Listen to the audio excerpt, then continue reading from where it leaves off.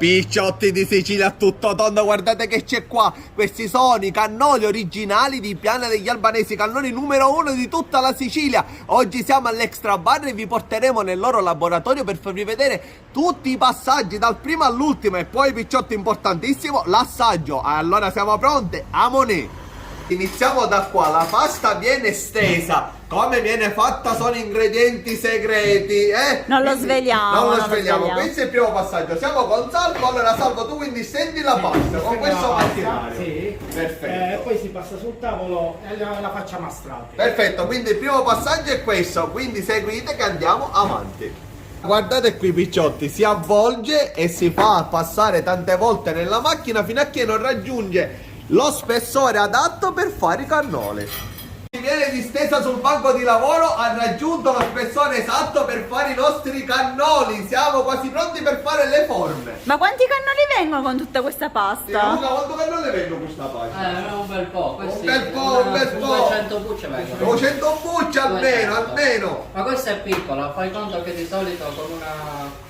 quando la stendiamo ne stendiamo per 400-500. Questa è la forma per realizzare poi il nostro cannolo. Sono queste le forme, vedi, si fanno così. Ora il nostro amico Aioli sta facendo tutte nella pascia, tutti gli strati, e poi vi facciamo vedere qual è il risultato. E dopo aver fatto la forma, guardate Luca come li chiude e li mette pronti per friggere. Luca, come si chiama il suo? Lei è un pezzo di legno. Bastoni di legno, sì. Anticamente si utilizzavano le canne di bambù, adesso utilizziamo queste canne di legno che viene ricavato dal faggio. La nostra particolarità è che rispetto agli altri è che le allunghiamo e le allarghiamo.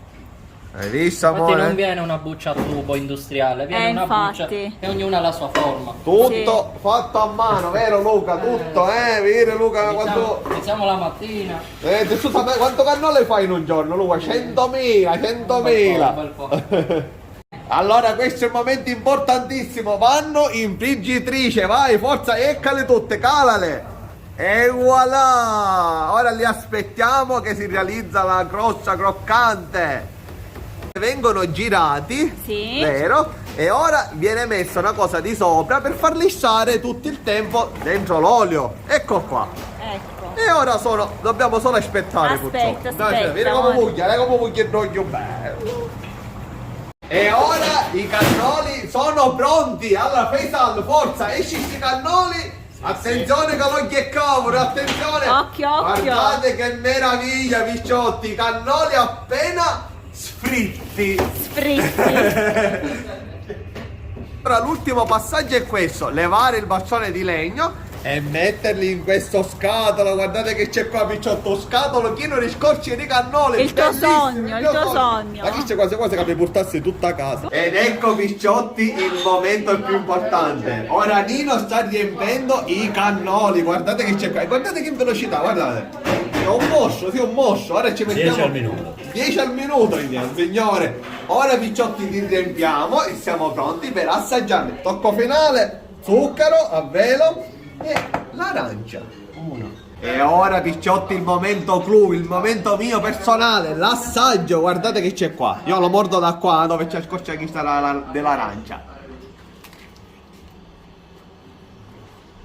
A scorcia in siciliano è buonissima, friabile, veramente una cosa strepitosa. E poi la ricotta, amore, non ti dico.